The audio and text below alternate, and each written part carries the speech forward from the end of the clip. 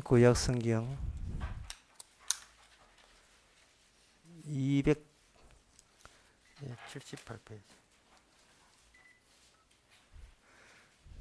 신명기 10장 6절에서 8절 제가 읽습니다. 이스라엘 자손이 부엘롯 브네아 아간에서 발령하여 모세라에 이르러서는 아론이 거기서 죽고 거기서 장사되었고 그 아들 엘리야살이 그를 이어 제사장의 직임을 행하였으며 또 거기서 발령하여 굿고다에 이르고 굿고다에서 발령하여 욥바다에 이른즉 그 땅에는 시내가 많았으며 그때 여호와께서 레위 지파를 구별하여 여호와의 언약궤를 메이며 여호와 앞에 서서 그를 섬기며 또 여호와의 이름으로 축복하게 하셨고 그 일을 오늘날까지 이르니라. 아멘. 그 레이인들이 있거든요. 12지파인데 12지파는 실은 13지파예요. 13지파인데 12지파로 묶어내면서 한 지파가 초월적 지파가 되는 겁니다. 초월적 지파라 하는 것은 모든 지파 속에 분산되어서 다 들어가요. 한 지파가 12지파에다가 다 들어가는 거예요. 이 말은 주도권을 누가 지느냐? 레위 지파가 지는 겁니다. 이거 레위 지파가 이렇게 주도권을 지게 되면 다른 지파가 좀 불평하지 않겠느냐 그런 생각 들지요. 다른 지파가 불평할 수 없어요. 왜냐하면 하늘과 땅의 연결고리에 레위 지파가 개입되어 있기 때문에 그렇습니다. 그것을 가지고 레위 언약이라 또는 모세 언약이라 하는 겁니다. 하늘과 땅이 유일하게 연결된 나라 이스라엘입니다. 그러면 다른 이스라엘 지파니까 우리는 하나님과 함께 있다 안 됩니다.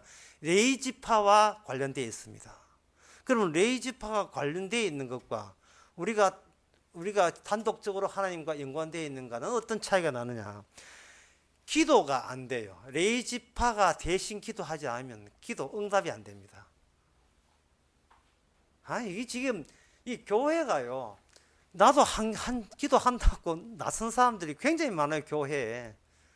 그래서 그냥 아버지라고 부르고 뭐 주의라고 뭐 상둥이들 앞에 서고 주의라고 부르면 응답이 되는 줄 알지만 이 성경은 하나님 신이 있다고 상정하고 나는 지상에 있으니까 그냥 됐다 부르면 되고 그것도 효과 있으려면 뒤에다가 수술처럼 예수 이름이라는 그 멘트만 갖다 붙이면 응답이 된다고 여깁니다.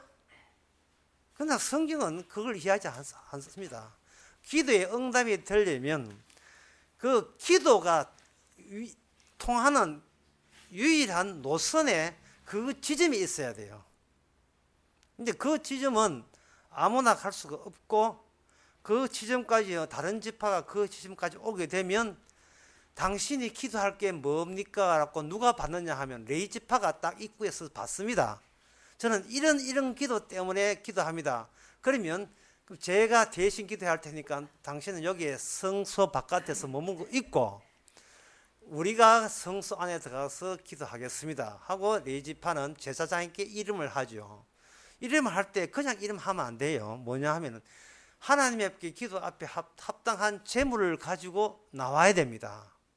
근데 그 제물을 그냥 들고 가는 게 아니에요. 하나님께서 뇌물 받듯이 받는 게 아니니까 그게 뭐냐 하면은 자신의 죄에 대해서 거기다가 인정하고 제사장이 안수를 해서 그래서 제물을 받고 그 제물을 가지고 제단에 태울 때에 그때 그 사람의 기도가 하늘로 올라가는 겁니다. 목사님 보면 옛날에도 그랬겠지요 하잖아요. 옛날에 아닙니다. 요한계시록에 보면 성도가 마치 향로처럼 역할을 해서 성도의 기도만 흠량하시고 받으십니다.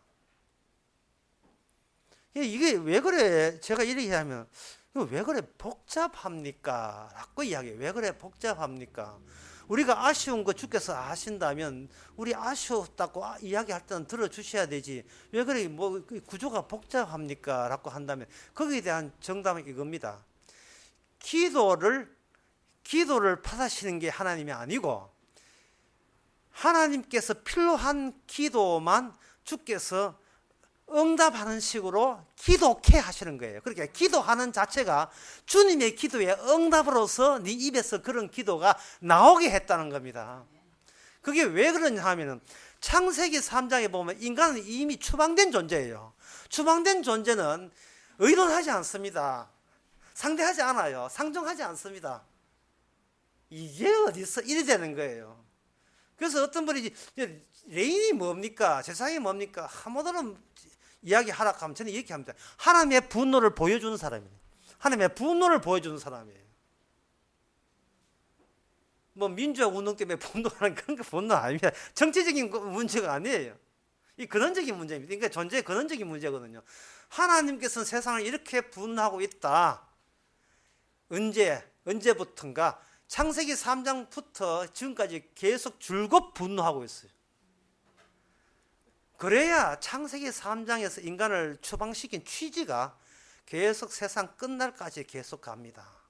그리고 지금 우리가 보고 있는 이 시간과 공간은 이거 옛날이에요. 옛날 구작다입니다. 노아 언약 때 임시적으로 유치됐던 그 하늘과 그 땅인데 노아 언약이 완성이 되고 새 언약이 되어버리면 이걸 갈아치우게 해야 돼요. 이 갈아치웁니다. 이제는 이런 계절이 있고 이런 식으로 하는 게 아니고 완전하게 새 하늘과 새 땅으로 바꾸치게 합니다. 제가 이렇게 하면 어떤 분은 물론 성경에 그거 나와 있는 건 압니다만은 그게 실제로 그렇게 됩니까? 라고 물어보신다면 실제로 그것을 보여준 예가 많이 있어요. 그게 바로 소돔과 고모라의 불심판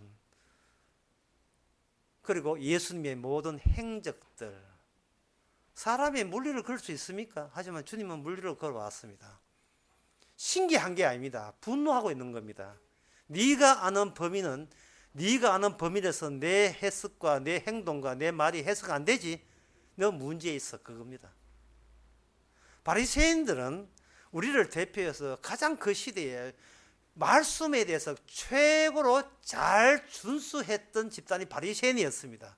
그런데 예수님은 일거에 쳐버립니다. 누구든지 바리새인보다 더 의가 플러스 알파 더 의가 낫지 않으면 천국에 못 간다.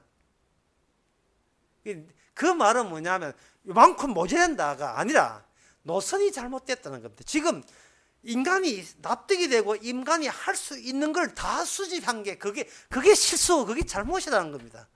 네가 할 수 있는 걸 다 끌어모아 봤자 그 안에 있는 네가 끌어모은 것은 너를 스스로 정죄하지를 못해요. 역시 나는 최선을 다했습니다는 지 자랑밖에 안 나오지. 나 문제 있어 라는 생각은 그 자료에는 그 모아놓은 자료에는 나올 수가 없습니다. 그게 안 나오면 내가 왜 죽는지를 몰라요. 늙어 죽겠지. 늙어 죽는 게 아니거든요. 로마서 6장에 보면 죄값으로 죽는다 말이죠. 그럼 죄값으로 죽는다면 죄를 안 지으면 될 거 아니냐 이래 나와요. 문제는 인간은 자기 죄를 모른다는 겁니다. 더 나아가서 인간은 인위적으로 자기가 죄인인 걸 알만한 죄를 지을 수가 없어요. 이게 굉장히 어려운 말인데 저 교도소에 가 있는 사형수가 아무리 극한 죄를 지어도 그 사형수가 극한 죄를 지어도 여전히 찌꺼기처럼 남아있는 게 있어요. 이거는 이 사회가 나를 버렸다든지 내가 부모를 잘못 만났다든지 반드시 마지막 남아있는 그런 자기 의로운 것은 있어요. 반드시. 내가 나쁜 인간이지만 전적으로 나쁜 인간은 아니다는 겁니다. 그래서 칼빈이 인간은 전적 죄인이라 인간은 전적 죄인이라 하는 것은 그것은 사실은 잘못된 표현입니다. 죄인이기에 죄를 짓는다 이래 나와야 돼요. 인간인데 죄 짓는다 이래 안다. 처음부터 인간이라고 우기면서 죄 짓게 되어버리면 바르게 사자 운동이 되어버립니다. 새말 운동할 일 없거든요. 그래 하는데 안 되고 죄인이기 때문에 나오는 것은 죄밖에 나오지 않는다. 예, 그래서 더 플러스 해야 돼요. 그래서 내가 내 행동을 아무리 사잡고 아무리 조심하고 절제한다 할지라도 거기서는 나를 구원할 수 있는 의는 나오지 않는다 이래야 되는 겁니다. 그래서 그에 대한 결론은 구원될 수가 없다는 거예요. 그 다음에 더 나가면 구원 안 받아야 됩니다. 구원 안 받으면 돼요. 그럼 답답할 거 없잖아요. 신뢰가 안 되면 신뢰가 안 되면 떨어지면 그만이잖아요. 이걸 이제 사도 바울이 아는 거예요.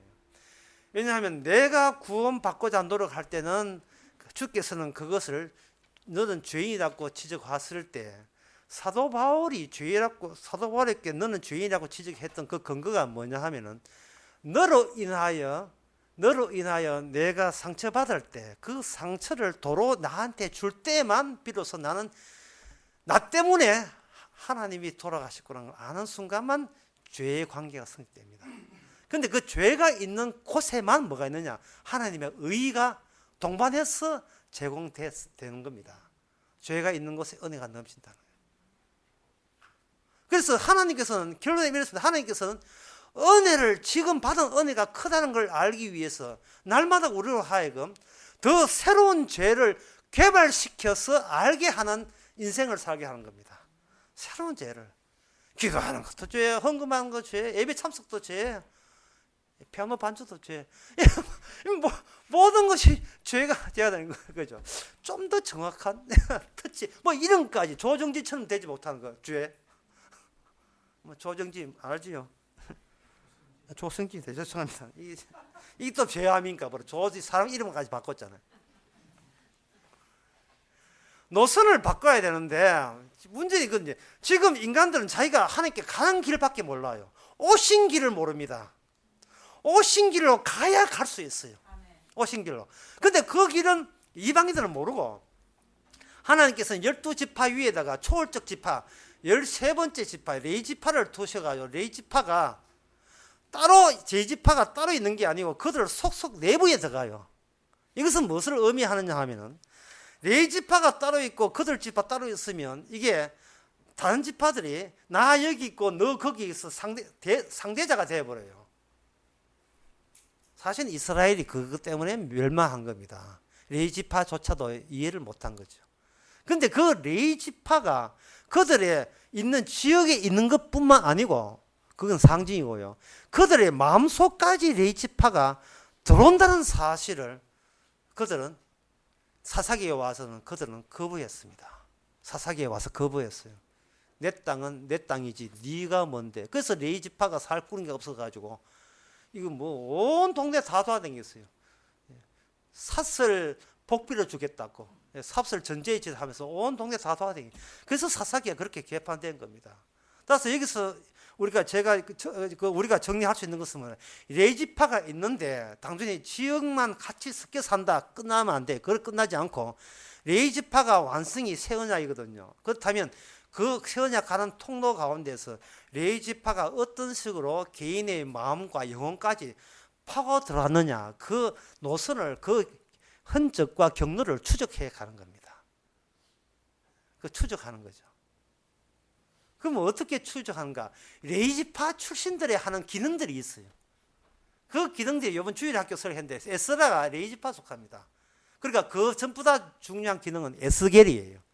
에스겔이 레이지파에 속합니다. 제사장이에요. 그리고 그 레이지파에 속한 많은 인물들이 있습니다. 그렇다면 레이지파가 하나님의 분노를 가지고 우리의 영혼까지 들으려면 그러면 그들은 어떤 자세, 어떤 모습으로 나타나느냐? 낯설게 나타나는데 이게 낯선다는 말은 기존의 사람들이 이렇게 행동을 하게 되면 그게 습관화되어 가지고 그게 현실로 굳어버리거든요. 그렇게 선지자들이나 제사장 선지자급의 제사장들은 그들이 하던 것과는 전혀 딴판으로 가버려요. 예를 들어서 엘리 제사장 맞은편에 누가 있느냐 하면 사무엘이 있어요. 사무엘은 역시 레이지파예요. 그런데 어떻게 같은 시대에 제사장이 그 레이지파가 둘 등장했습니다. 엘리는 여러분 아다시피 이거는 망해야 되고 그 망하는 것과 동시에 이쪽 사무엘 쪽의 예언은 성취가 되는 겁니다. 레이지파는 왜 그렇게 하냐 하면 심판받아라. 심판받을 때 고마워할 줄 알아라. 심판 속에 구원이 있다는 거. 우리 이상현 목사님 전에 하시는 걸 죄 속에 하나님의 구원이 있는 거예요. 심판 속에 심판주가 곧 구원자인 겁니다. 너에게 심판주 등장할 때 섭섭해하지 마라. 그게 구원의 방식이다. 다른 방식은 기대하지 마라. 그게 구원의 방식이라는 거죠. 그러면 이제 그러면 신약 때 예수님이 그렇게 그런 기능이 있다면 구약 때까지는 그 노선 바꾸가 일어나는데 어떻게 노선 바꾸느냐? 제가 지난 금요일에 광주를 다녀왔는데 이 광주 88 고속도로가 완공이 1개월도 안 남았어요. 보통 광주에서 갈 때는 3시간 40분 걸리고 올 때는 3시간 10분 걸려요. 3시간 내지 3시간 10분 걸리는데 그 밤중에 그 심야 저 버스 타고 오는데 운전사가 자기도 아주 놀라는 표시로 2시간 20분 만에 왔다는 거예요. 자기는 신기록 세운 게 2시간 20분. 왜 그러냐면 세 길을 갔는데 이게 터널이 한두 개가 아니에요. 세 길을 이제 편도로 아주 완공한데 편도로 가는데 세 길을 가다 보니까 그냥 10년 이상 왔다 갔다 했거든요. 풍경이 바뀌어요. 길이 바뀌니까 풍경이 바뀐 거예요. 그래서 레이지파가 이야기하고 그 제지파의 족속들이 가면서 주변에 있는 이스라엘 풍경이 낯설게 다 바꾸어 놓는 효과를 제공합니다.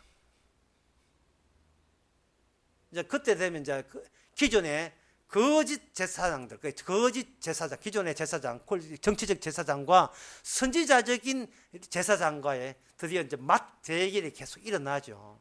그리고 맞대결이 그냥 수월하게 노선 바꾸는 게 아닙니다. 맞대결이 일어난다는 말은 거기서 순교와 고난과 핍박과 아픔이 동반하게 되는 겁니다. 기존에 굳어진 그 길을 유지하는데 진짜 보통 선지자들이 예지파가 많아요. 선지자 계열의 제사장들은 그게 아니라는 겁니다. 하나의 예를 들면 이런 거죠. 사무엘상에 나온 이야기인데요. 그 사무엘이 사울이 전쟁을 하게 되었어요. 사울 왕이 전쟁을 하는데 전쟁할 때는 반드시 매뉴얼이 있습니다. 그 매뉴얼이 뭐냐? 아까 제가 이야기했습니다. 하나님이 전쟁할 때는 하나님이 통하는 방법이기 때문에 전쟁해달라고 기도한다면 안 되고 바로 기도에 제사장이 와서 기도를 하고 그 기도의 제물을 받고 난 뒤에 응답이 있을 때 이제 전쟁에 나가야 하나님의 전쟁의 승리가 되거든요. 그래서 백성들은 뭐냐 하면은 우리가 승리하기 위해서 제사장이 필요하고 제사할 순사가 필요하고 제사만 끝나면 이번 전쟁은 이거는 가만히 있어 승리하게 되어 있는 것이 전에부터 있었던 원래 절차다. 이거 반드시 승리한다. 이렇게 생각한 겁니다. 그게 문제였던 겁니다. 전쟁의 승리를 본인들이 왜 해야 되는지가 이유가 없어요. 그들은 내가 승리하고 싶어서 내가 여기 존재하기 때문에 하나님은 반드시 승리케 해줘야 됩니다라는 일방적인 생각을 그들은 어느새 굳어진 겁니다. 10년 예수 믿었으니까 11년 때는 아무 일 없어야 돼요. 탈이 없어야 돼요. 라고 일방적으로 10년 믿은 예수 믿는 사람들이 그렇게 생각하기 마련이다 이 말이죠.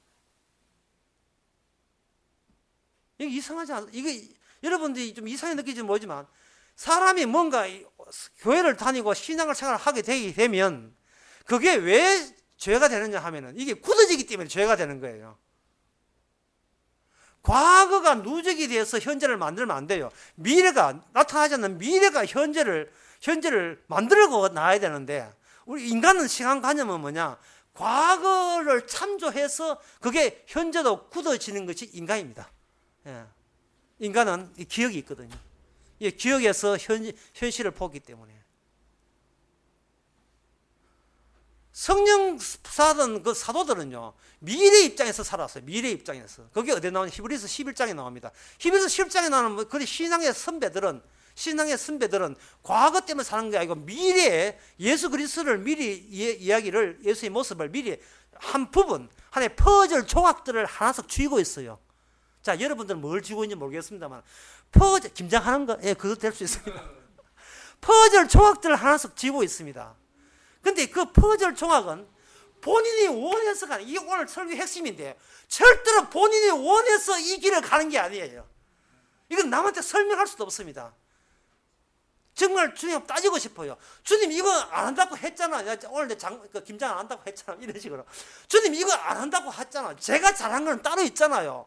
왜 제가 하고 싶지 않은 이 일을 왜 저보고 이 길을 가게 하십니까? 예배사는 니 뭐라는 거야? 미쳐서 뭐라는 거야? 이래 논리죠. 논리든 말든 그게 중요한 게 아니니까. 믿음은 바라는 것들이 실상이에요. 내가 바라는 것이 아니고 바라는 것이라고 주께서 준비해 놓은 것의 실상이니까 우리는 떠돌이고 나그네 삶이죠. 김민가 불렀던 그 하얀 나비라는 노래가 있어요. 그건 찬송가에 안 나옵니다만 어디로 갔을까? 이 나그네야. 하지만 내가 하얀 나비가 되어서 네 찾아갈게. 그 가사 그거 나와요. 뭘 가사까지 생각하는 사람 별로 없습니다만.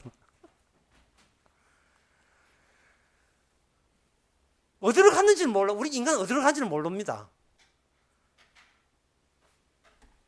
우리가 그냥 남 뒷공무에 따라가죠.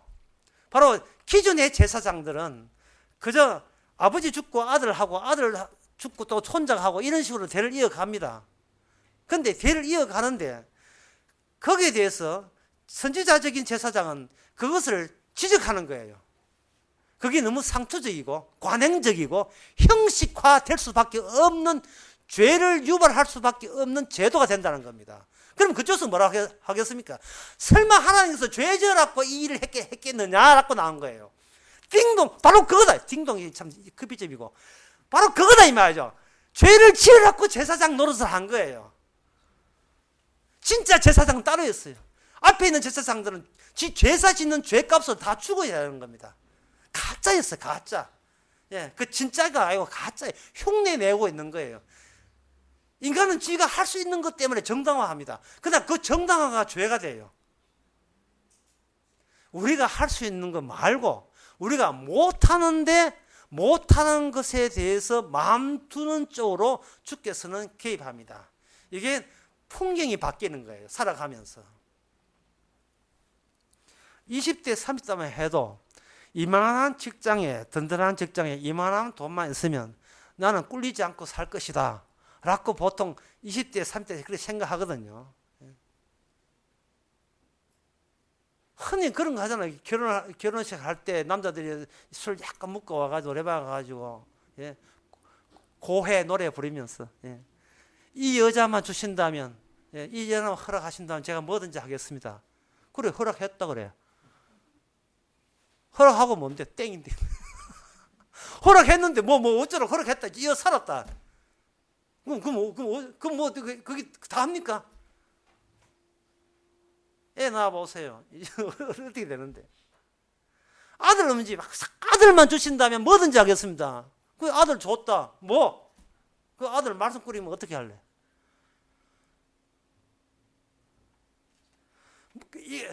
우리가 항상 뭐든지 우리가 소원하는 것은, 우리가 할 수 있다는 것은, 그것은 미래에 비춰 오실 분에 비춰서, 십자가에 비춰서 그게 죄가 되는 겁니다.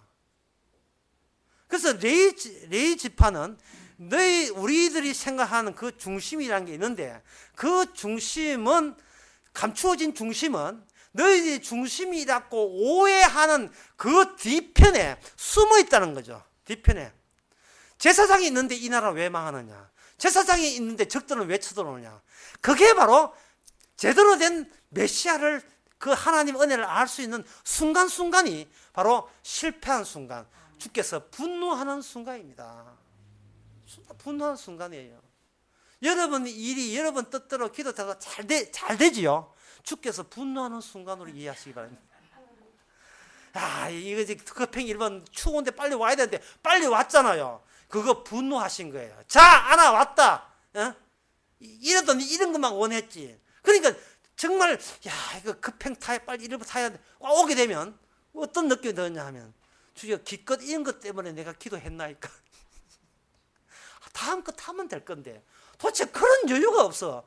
왜 나는 이게 초조한지. 도대체 무엇을 하늘에 별 따겠다는 것도 아니고 왜 인생을 그렇고 그런 인생을 뭐 초조하게 빨리 가려고 왜 설치는지. 주여 또다시 나의 죄를 또 발견케 하시는군요 하면서 이제 앞자리에 앉아서 오다까지 가는 거예요. 레위 지파는 일종의 가짜입니다. 제사 드리고 준비하고 제사장 입고 눈에 가시적으로 보이죠. 그리고 제물 바치고 얼마나 편리하면 눈에 바치면 되고 양 바치고 교회 가주면 되고 헌금하면 되고 구원받기 참 쉬워요. 헌금하고 목화시키는 대로 하고 주일날은 딴 데 있고 주일날은 가다만 있고 오고 뭐 이렇게 시키는 대로 하면 되잖아요. 근데 그게 바로 그 뒤편에 그게 가짜임을 드러내는 그 뒤쪽에 진짜 구원이 있는 거예요. 오늘날 우리가 제사장입니다. 예수님이 제사장이고 우리가 제사장이에요. 왕 같은 제사장을 했습니다. 제사장은 독특한 사람이고 특이한 사람이고 외계인입니다. 우리는 외계인이에요. 남들이 다 예설할 때 우리는 그게 전부가 아니라고 하는 거예요. 그 전부가 아니야. 성당이 전부가 아니고 교회 큰 게 전부가 아니고 교회 작은 것도 아니고 재미나는 교회 그것도 아니에요. 그게 구원이 아니에요. 구원은 주께서 그렇게 하게 하신 속에서 정말 우리는 다른 세계를 봐야 된다는 것을 일깨워주는 그러한 교류, 그것을 위하여 어리석은 우리에게 어리석은 방식으로 낮은 방식으로 우리에게 일러주는 겁니다. 길은 찾는 데 있는 게 아니고 항상 길에 어느 들어서게 되면 그게 전부가 아니라는 식으로 우리에게 길을 알려줍니다. 새롭게 나온 88 고속도로입니다. 기도하겠습니다. 하나님의 아버지, 이러면 행복의 전부요, 이러면 나는 성공이라고 자부했을 때 그게 바로 주께서 준비해 놓은 죄의 증거고 죄 범죄의 현장의 증거물인 것을 저희들은 이제 깨닫게 해 주시옵소서. 제사장 많이 있었지만 아무도 메시아 아닌 것처럼 멋진 사람, 훌륭한 사람 많이 있지만 그 누구도 그리스도가 아니고 주님 앞에 그저 죄인으로서 형제인 것을 저희들 깨닫게 하옵소서. 예수님 이름으로 기도합나이다. 아멘. 찬송가 267장 합시다.